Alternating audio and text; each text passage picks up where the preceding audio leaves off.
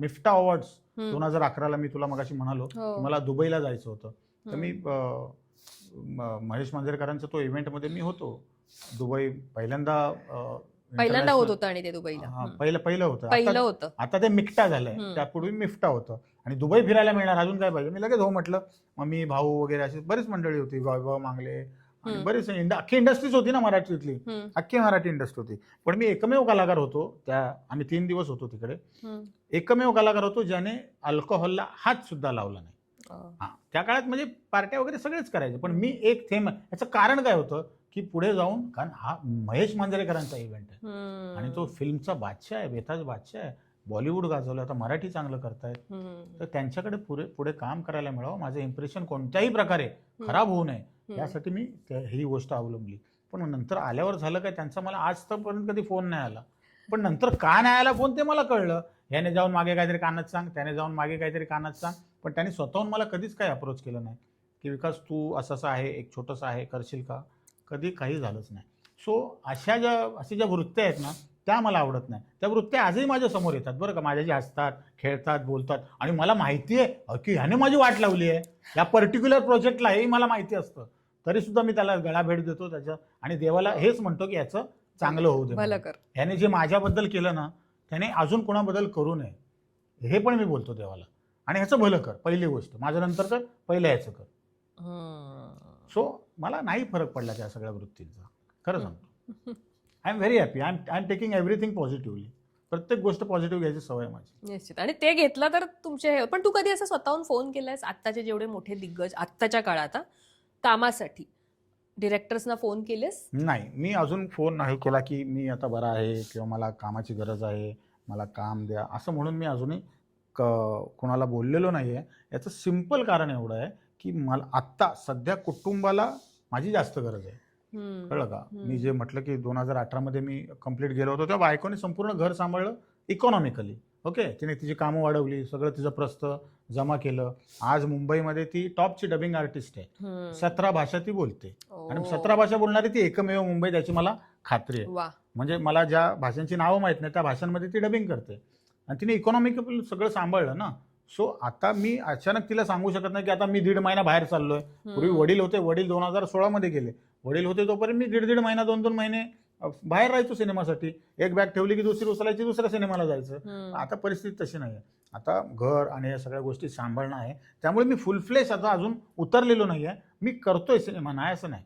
2-3 महिन्यातून एक सिनेमा वगैरे. माझी 2 फिल्म्स रिलीजला तयार आहेत, मी खोटं सांगत नाही. एप्रिलमध्ये मी सिनेमा शूट करतोय. ओके, आणि स्टेजशी पण थोडा बहुत मी आता कनेक्ट होणार आहे पुढच्या महिन्यापासून. सो अगदी थंड असं काही नाहीये, बऱ्यापैकी पोटापाण्यापुरतं चाललेलं आहे आणि पुढे पण चालू राहील. आता मी काही प्रश्न तुला असे घेणार आहे की जे थेट मनातून असतील. लोकांना हसवणारा विकास कधी मनातून तुटलाय का? तो विकास कोणी पाहिलाय का, की त्या विकासला तुला दबून लोकांपासून लांब ठेवायला आवडतं, तुला तुझे एक्सप्रेशन सगळ्यांसमोर दाखवायला आवडत नाही, तो तुटलेला विकास? हो, बऱ्याच वेळा तुटलोय मी. खूप वेळा तुटलोय. मला असं आता एक नाही आठवत, पण मला माझी दुःख नाही मला लोकांना दाखवायला आवडत. मग तेच उत्तर हवंय. त्यासाठी बायको खर्च करून लग्न केलं एवढं, त्यासाठी बायको आहे. कधी काही दुःख झालं काय, आणि मुळात आम्ही नवरा बायकोसारखं आम्ही राहतो. आम्ही फ्रेंड्स आहोत, आणि ती पण यदा कदाचित मधली, मी पण यदा कदाचित मधला. त्यामुळे तेव्हा जसं आम्ही बोलायचो तसंच आज बोलतो. त्यामुळे अगदीच मनातलं काही हे असेल तर मी फक्त बायकोसमोर एक्सप्रेस होतो, अजून मी कोणासमोर नाही एक्सप्रेस होतो. आणि ज्या गोष्टींचा फायदाच नाही आहे, उगाच मी सिंपती मिळवून काय करणार आहे, काय त्याला काय मजा नाही आहे. त्यापेक्षा देवाने जे लाईफ दिलं आहे ते फेस कर आणि त्याच्या पुढे जगत राहा, ह्या मताचा मी आहे. कलाकारांच्या आयुष्यात नेहमी असं असतं की शो मस्ट गो ऑन. कधी असं झालं एखादा प्रसंग की मनात असंख्य वेदना लपवून तू ऍक्ट करतोयस? मनात कशाला, अगं शारीरिक वेदना होत्या तोंडावर, त्या घेऊन मी प्रयोग केलेला आहे. मी एकदा ट्रेनमधून पडलो होतो. माझा प्रयोग होता रात्री बोरिवलीला. त्या नाटकाचं नाव होतं आमचं सगळं 7 मजली. ओके, अष्टविनायक प्रोडक्शनचं ते नाटक होतं. मी राहायला तेव्हा होतो माईम पोलीस कॉलनी. मी ट्रेनमधून पडलो होतो प्रयोगाच्या 2 तास आधी. ओके, मी बेशुद्ध सुद्धा झालो, मला टाके पडले, ते 8 टाके पडले, आणि घरी येऊन पडलो. आणि मग संतोषला आणि त्या मॅनेजर आमचे संदीप विचार यांना कळलं की हा काय आज प्रयोग करू शकत नाही. तरी पण ते आले माझ्याकडे आणि मला बोलले की तू अजिबात नाही प्रयोग करू शकत का? म्हटलं मी लाख करेन, घरातल्यांनी सोडलं पाहिजे ना.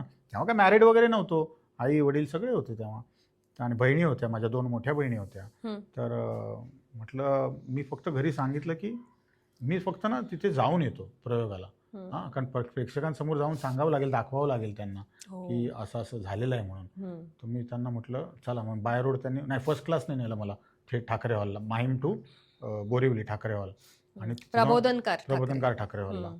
आणि मी आणि काय विकास काय नाही म्हटलं कपडे ते प्रयोग करायचा आहे आणि मी प्रयोग केला अख्खा. मला खूप दुखत होतं तेव्हा आणि हो. घरी मी तोपर्यंत कळलं नाही. खूप वर्षानंतर घरच्यांना सांगितलं की मी तो प्रयोग करून शिव्या आलो होतो पडल्या म्हणून. नाही नाही प्रचंड प्रचंड काय विचार त्याला काय.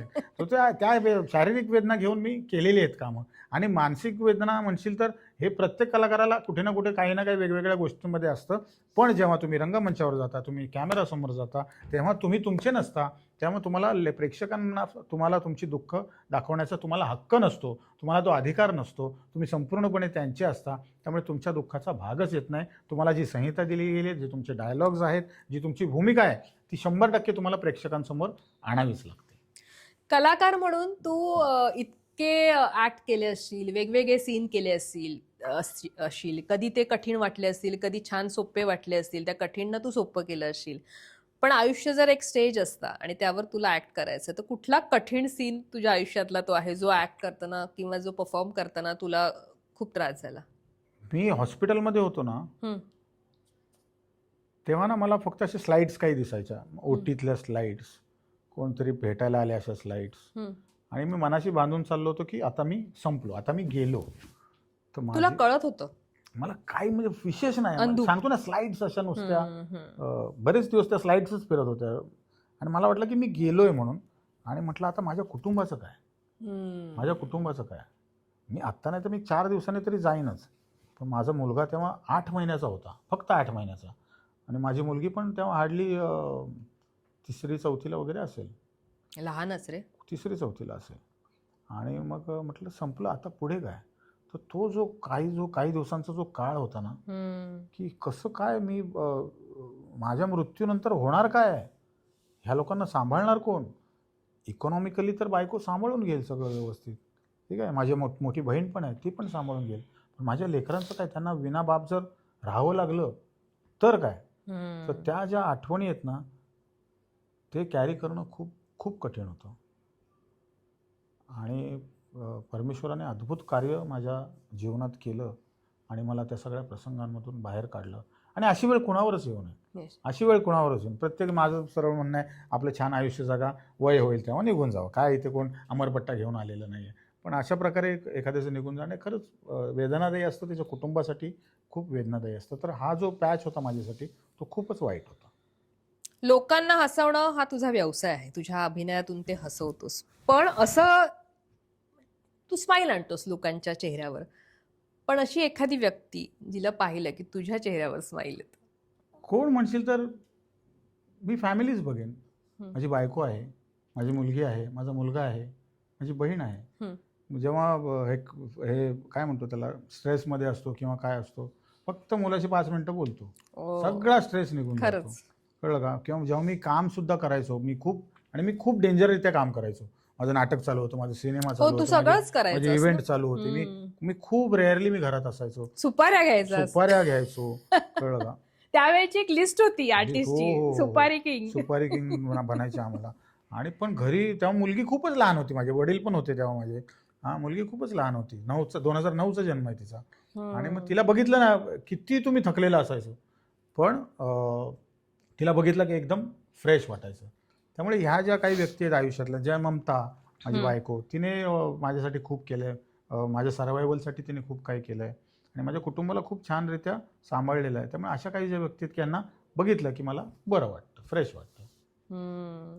मला सांग, तुला लोकांनी कॉमेडियन म्हणून लक्षात ठेवावं असं वाटतं की माणूस म्हणून? विकास समुद्रे हा असावा? नाही, अल्टिमेटली तुम्ही कुठल्याही क्षेत्रामध्ये असा, तो अभिनेताच असो, नाही तर कॉमेडियनच असो, नाही तर कोणी असो, तुम्हाला अल्टिमेटली तुम्हाला माणूस म्हणून लक्षात ठेवणं फारच आवडेल. ऑब्व्हियसली निळू फुले आज एवढा मोठा कलाकार होता, वेगवेगळ्या टाईपची त्यांनी भूमिका केल्या, पण आजही त्यांना एक समाजसेवक, एक चांगला माणूस म्हणून लोक आजही त्यांना लक्षात ठेवतात. पण बेसिकली कॉमेडियन तू मला मगाचपासून म्हणतेस, ऍक्च्युली मी कॉमेडियन नव्हतोच कधी. मी कधीच तू कॉमेडियन सगळ्या केल्यास पण जास्त नाही लक्षात नाही राहिलास नाही ते तेव्हाच असं नाही तेव्हाच नाही. मी हां, फार आधी जातो, थोडासा मागे हां, जातो. हां. बघा, आविष्कार नावाची संस्था आहे हो माहीमला, हो सुलभा देशपांडेंची. हां. त्यांच्या नाटकात त्यांचे कसे पॅरल नाटकं असायची हो सगळी, हो तर त्या टाईपची मी नाटकं करायचो. हं. एकांकिका माझ्या सगळ्या खूप सिरियस होत्या. हं. मी काही दीर्घांक केले ते पण खूप सिरियस होत्या. हं. पण झालं काय, कॉमेडी मी अचानक केली यदा कदाचित मध्ये. कळलं का तुला? तो पहिलाच प्रसंग होता माझ्यासाठी कॉमेडी करण्याचा, यदा कदाचित. ते पण एवढं ऑलरेडी हिट झालेलं नाटक माझ्या पदरी पडलं. कळलं का? त्यामुळे कॉमेडी कॉमेडी कॉमेडी माझ्याकडे येत गेलं. नाटक पहिलं, यदा कदाचित. किंवा लोकांची जी पसंती लोक तुम्हाला तेच देईल सांगतोय ते ना. जास्त हे ते होतं. स्टॅम्प आपोआप Stamp तुमच्यावर पडतो. पडतो. जर तुम्ही कॉमेडी करताना हम्म. तर तुमच्यात अचानक स्टॅम्प पडतो. तेच तुम्ही एखादी सिरियसचा स्टॅम्प पण कधी तुला माहितीये का आता जे मेन लीड करतात ते पण आता इकडे घुसायला लागलेत कॉमेडीच्या ह्याच्यात की हा, ज्याच्यातनं माहित- ते जास्तीत जास्त नाही, त्यांना माहिती नाही इथे जास्त प्रसिद्धी जास्त आहे. प्रसिद्धी कारण आहे. 25-30 वर्ष टीव्ही मालिका करून हम्म. त्या कलाकाराचं नावच माहिती नसतं. त्या बरोबर. पात्रानुसार त्याला ओळखतात. तेच रियालिटी शो मध्ये फरक असा आहे की तुम्हाला लोक नावाने ओळखतात. हम्म. एका मालिकेत सुद्धा तुम्हाला ओळखतात आणि ते आयुष्यभर लक्षात लक्षात ठेवतात. राहतात. सो हा फरक आहे. त्यामुळे लोकांना नावही हवं असतं. त्यामुळे ते मग इथे इथे हळूहळू घुसतात. पण येऊन काय फायदा नाही, ते परत जातात मागच्या दाराने. कारण इथे तग धरणं फार कठीण असतं. पण तुला तेच विनोदी अभिनेता म्हणून लोकांनी लक्षात ठेवलेलं जास्त आवडेल कम्पेअर टू माणूस. नाही नाही नाही, असं कसं? मला माणूस- माणूस म्हणून लोकांनी लक्षात ठेवावं असंच मला वाटतं.